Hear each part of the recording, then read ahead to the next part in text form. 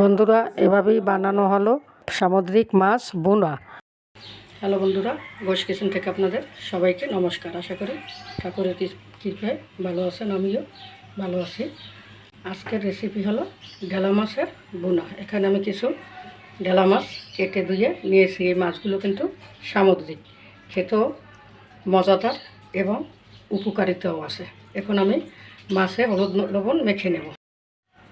দেব হলুদ গুঁড়ো, দেব লবণ। এখন আমি মাছগুলো হলুদ লবণে মেখে নেব।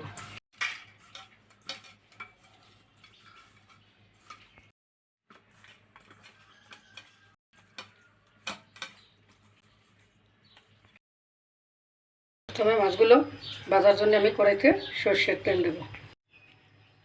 তেল গরম হয়েছে, এখন আমি মাছ দিয়ে এপিট ওপিট করে ভেজে নেব। বাকি মাছগুলো আমি পরে ভেজে নেব। মাছ ভাজার এক পিঠ হয়ে গেছে, আমি আরেক পিঠ দিতে দেবো। একদম লাল করে ভেজেছি, কারণ এই মাছে অনেকটাই কাঁচা। লাল লাল করে ভেজে নিলে পরে কিন্তু অত কাঁচা লাগে না এবং সেটাও কিন্তু খুবই ভালো লাগে। আমি আরেক পিঠও এমন লাল লাল করে ভেজে নেব।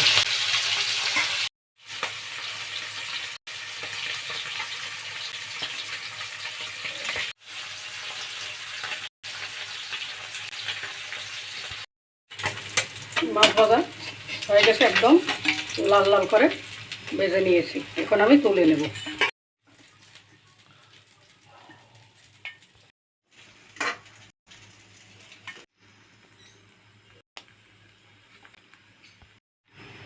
এখন বাকি মাছগুলো আমি একই রকমেরই এপিট ওপিট করে ভেজে নেব।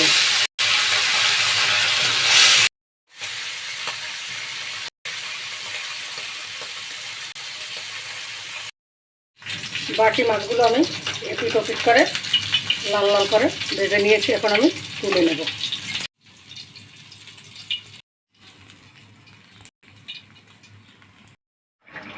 এখানে আমি মাছ ভুনা করার জন্য মশলা নিয়েছি, আদা এবং জিরা বেটে। এখন দেবো হলুদ গুঁড়ো, দেব জালের গুঁড়া, দেব পরিমাণ মতন লবণ।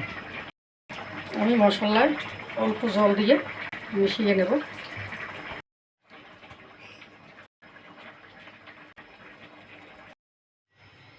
কড়াইতে দেবো আমি সর্ষের তেল। তেল গরম হয়েছে, দেব গোটা জিরে পোড়া।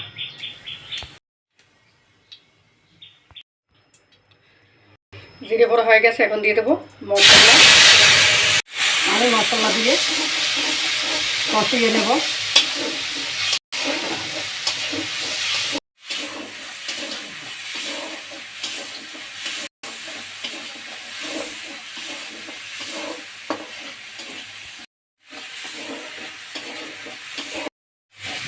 মশলা কষানো হয়ে গেছে, এখন আমি দিয়ে দেবো অল্প জল।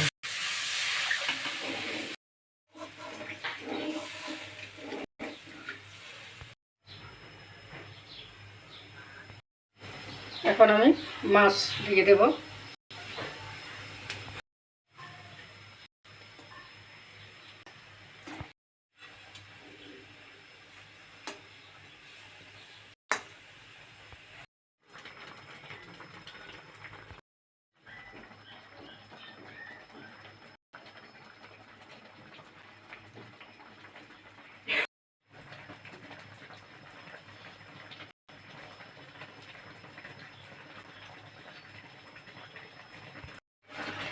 মাছগুলো এটাই হয়ে গেছে, এখন আমি দিয়ে দেবো গরম মশলা বাটা।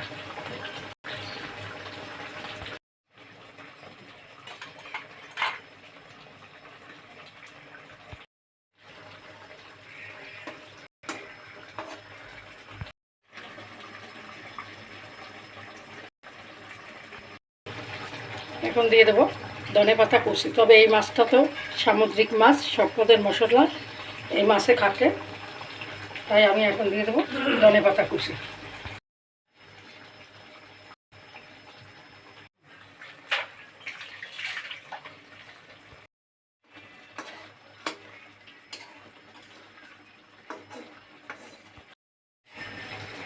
এখন আমি মাছ ভুনা নামিয়ে নেব। বন্ধুরা, এভাবেই বানানো হলো সামুদ্রিক মাছ ভুনা, যা খেতে খুবই মজাদার এবং খেতেও কিন্তু অনেকটাই সুস্বাদু, খেতে ভালোই লাগে। এভাবে আপনারা একবার বাড়িতে বানিয়ে দেখবেন, আমাদের সাথে থাকবেন, চ্যানেলটিকে সাবস্ক্রাইব করবেন, লাইক কমেন্ট শেয়ার করবেন। নমস্কার।